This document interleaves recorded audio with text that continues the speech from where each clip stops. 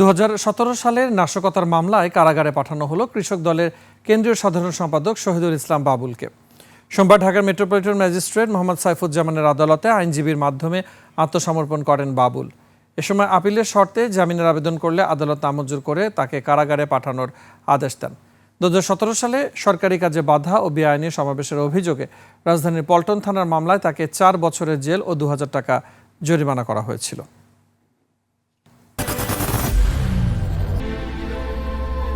I am Ox.